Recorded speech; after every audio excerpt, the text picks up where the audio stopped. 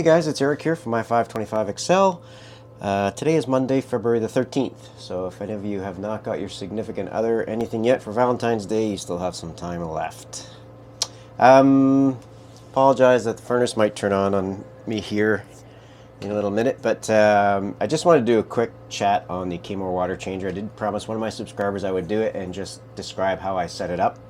So I think I've talked about this guy a few times now. It is an absolute workhorse. I am really happy with this unit and its performance. It is a lot quieter. I was using the Neptune dose to do the change. My kitchen is right above this room where we eat.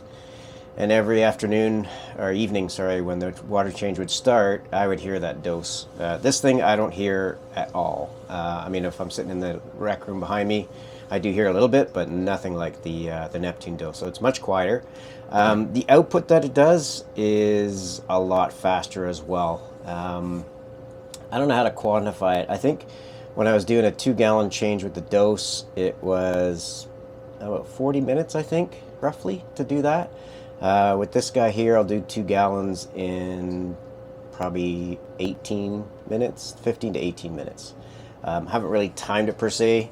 I just noticed it actually tells you how much time it's going to take for something to change on the app itself. But one thing I did do, it comes with these larger hoses, these green ones here, as you can see.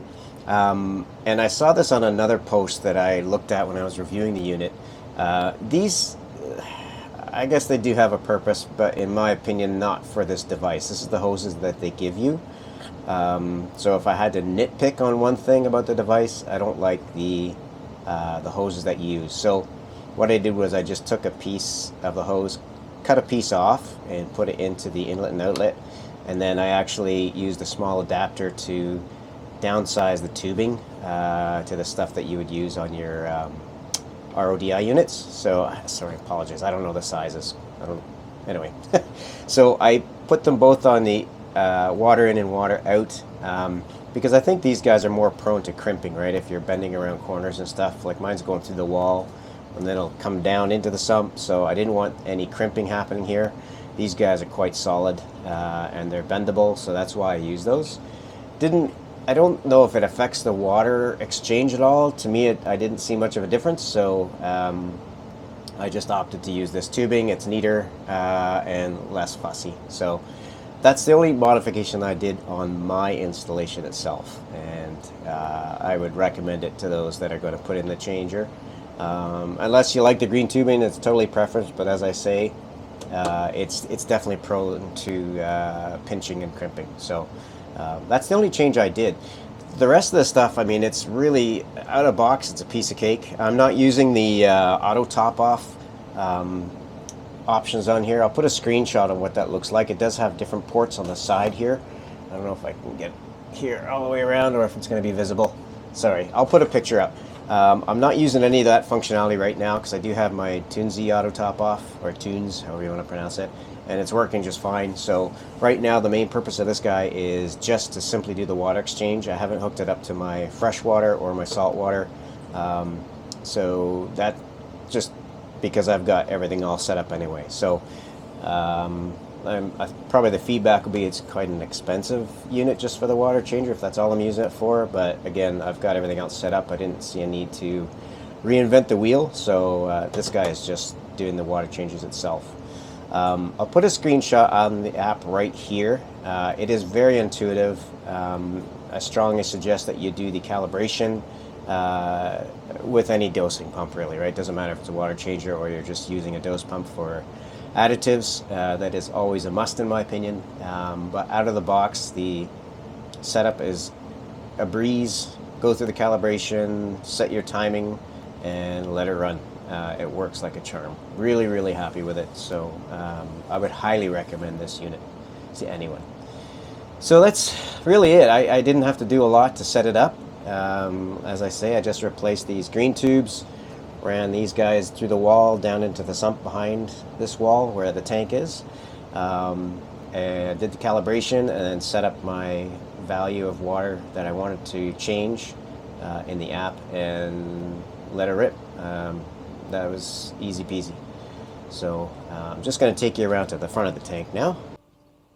All right, so here we are at the front of the tank. Just going to give you a couple updates. Apologies in advance. This is probably a longer video than I normally do, but just wanted to talk about a couple of things. I'm not sure if you can see him in the right-hand corner there.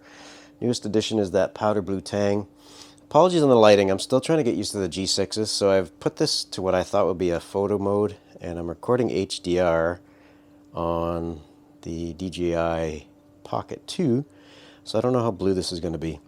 Anyway, so since I've added the blue tang, the other two rabbit fish, or the foxface and this guy here, seem to be getting along more. Actually, they all get along now, which is good.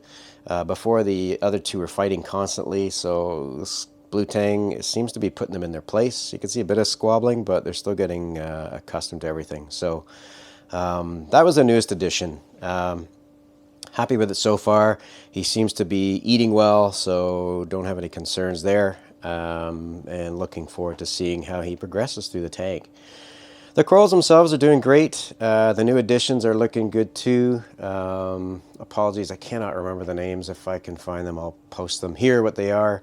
But the corals themselves are doing well. I think the most growth I'm seeing so far is on the bird's nest, but I think they are traditionally a fast grower. So it is really branching out, which is nice to see. The new ones I added seem to be acclimated fine. The finger leather coral I am still trimming back, so still working on that, but I don't want to do it all at once, obviously. So I will continue to work on that. My little clownfish in there is not going to be happy once I finish reducing that down, but it is what it is. So as I said, the corals themselves are good. The fish are good. One thing I did notice, though, and it's just something I noticed, the coral in the middle there, which is the no-name or freebie, when you look at it from this angle, it looks like it's just branching, outward. And at first glance, that's what I thought it was doing. Not really paying much attention to the side view. So if you go to the side, hopefully you can see this here. You can see that it's actually growing out towards the right. If you look to the left, you'll see a couple of sprigs that are sticking up. That was the original coral on the frag. So it seems to be growing all to the right-hand side of the tank. Or sorry, to the left. To the left. Good Lord. So anyway, I started looking at that, and it's not a big deal, right? But I noticed it the other day, and then I realized that the way I've got my lights mounted, I've got them mounted in the middle of the tank, or I guess the coral is towards the back. And even the pistachio coral, the one in front there, you can see it's kind of bending to the left. So it makes sense that it's trying to get more light, I guess. So having said that, I did replace our Gen 4s with the Gen 6. I do have the Gen 6s up for sale at $600. Someone asked for 4. I'm reluctant to let them go at 4. I don't know. Let me know your thoughts on that one. I know it is 2 gens behind. I was asking 6, but then I thought 5 is reasonable, but no biters. But what I thought I might do, if I can't get the price I'm looking for, I might let the one go at 4 and keep one.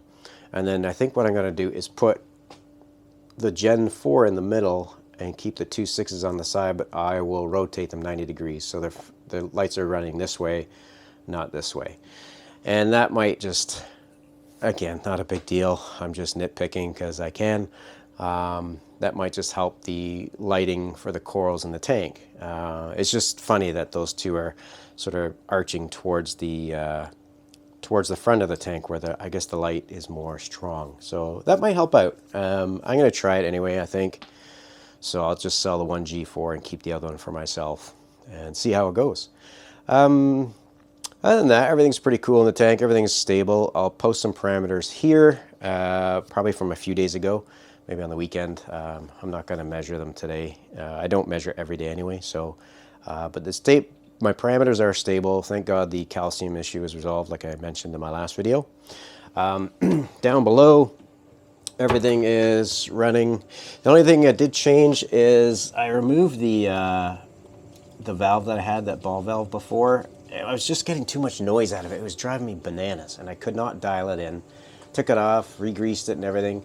So I replaced it with that one, and I haven't had to touch it since, so I'm kind of hoping that resolved the issue. I was kind of surprised. I like the upgrade from the stock valve that they put in there, but this valve that I've put in now seems to be a lot quieter.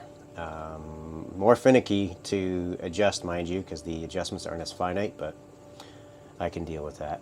The ReefMat itself, again, I keep praising this unit, and I will continue to do so. Catches everything. My sump is completely clean. I haven't had to touch it since I installed that guy. Really, really impressed with it. I just changed the mat over again a week ago, I think, 1 week. Works like a charm. I can't say enough about that. It's probably one of the better upgrades I've done. And because it's obviously a Red Sea product, it fits great with the tank itself, other than having to remove the baffles from the socks and stuff. It works great. And where I did notice it actually this weekend, I was doing some cleaning on the tank, and maybe I can get your thoughts on it. The back is now black where it was overgrown with coralline algae. So I scraped all that stuff off. I'm watching a ton of videos, and I can see people's other tanks, and it just looks neater to me. So I did do some maintenance there. All that went into the water column, and then this mat kept rotating continuously every 5 minutes or so, because it was catching everything, which I am fine with. That's the purpose of the mat. But it really stood out to me that how much it was actually capturing. Once it get clogged, the water rose up to the level of the sensor, and it would rotate the mat. So it was going every 5 minutes, which is fine. But it caught everything, because otherwise it would all be down in the sump there, and it's not. So my question to you guys is, and it's probably a personal preference, right? What are you guys doing out there for the tanks that have a black background? Are you keeping it clean, or are you letting it grow over? I see some guys growing what do you call it, GSP on the back, and it looks kind of cool. Now that I've got the back clean, I think I'm going to keep it like that. It's just a little more work to do, but not a big deal. I managed to get the other side done too, except I got a couple of spots up there where I just couldn't get the algae off. But I'll continue to work on that. Again, not making it a lifelong ambition, but I just can't get to the middle piece as well. What I was using was this guy here, which is the Max Flipper. Really interesting unit. I just picked it up on the weekend, actually. It got delivered. I think they have a new one out now, which is a double edge. I just need the one. I think it's fine. But it was quite effortless in cleaning the back. Having said that, you want to be careful on your seams of the tank, because you do not want to start scraping off that rubber. So I tend to stay on the outside of it just to be sure. Last thing I need is for this thing to give way. So yeah, that's what I've been up to. Going to continue to frag that leather, and then I need to do some work on the Duncan, because it is looking, I love the look of it, but I want to split it off so it can grow some more. I don't have a saw to do that, and I'm kind of curious on how to do it. I do have those stainless steel coral cutters. Don't know that it's going to be big enough, and I actually have to take an opportunity to look at it at night when all the heads are retracted and see what the branches look like, to see how I can get through that. But if you guys have some suggestions, I would love to hear from you on how that's going to work, or how you think I should tackle it. I don't know if I should take it into one of the LFS and see if they can do it for me, but I don't think I have the equipment here for it. So I'm a little concerned about the spacing of the coral, so I'll probably work on that once I reduce this finger leather down and get it to a more manageable size. And then I think I'll take one or two of the corals that are in the front here and move over to the side, just so everybody's got some room and nobody's fighting. Yeah, other than that, I think everything's been pretty stable. Happy with the way the tank is going. Again, apologies on the lighting. I don't know what this is going to look like until I do the post-production. I find the auto settings in DaVinci don't really do the tanks justice in terms of what you're seeing. But this is on, I think, a 9,000 Kelvin. So I'm just going to go into the app now, and I will flip it back to what I normally use. I'm just going to go templates, user. So I'm using Mobius for this to control the lighting, and I've modified the worldwide coral settings that I have here. So you can see it goes pretty blue. So it's really blue throughout the day. Around 8 o'clock, I bring it down to about 10, 12,000 Kelvin just from an aesthetics point of view. I don't know if any of you guys have stared at the blue lights for a while, then you look away, it's like staring into the sun sometimes. So it's just a little easier on the eyes at night. But with the blue light, you can really get a sense for what the fluorescence on the corals look like. I don't know what it's going to look like here in the video, but the torch is just gorgeous. You know, golden tentacles with the blue tips on it. Looks just phenomenal. And then the Florida Recordia really jumps out in terms of color. Those two, the eagle eyes pop, and then so do these guys here. Anyway, that is my update for today. So a couple of things. I would always appreciate your feedback as always. But what I should do about the Duncan over there, how to get that fragged out, and then let me know your opinions on the background, what you guys are doing, if you're keeping it clean black or you're letting it overgrow with the algae stuff. So again, thank you for watching. I keep getting updates from YouTube on how my channel is growing, and I am picking up subscribers, which is great. I'm not here to make a living out of it, so I just really post it for the experiences for everyone else, and I watch a ton of videos of everyone too. So I appreciate you guys watching, and I always appreciate the comments and feedback that you guys have. So until we talk again, hopefully the Kamoer Water Change update or sort of description of how I did the installation was okay. Couldn't walk through it obviously, but just described what I did with the unit and what worked best for me. So anyway, I hope you guys are staying safe out there. Hope your tanks are prosperous. And until we talk again, happy reefing.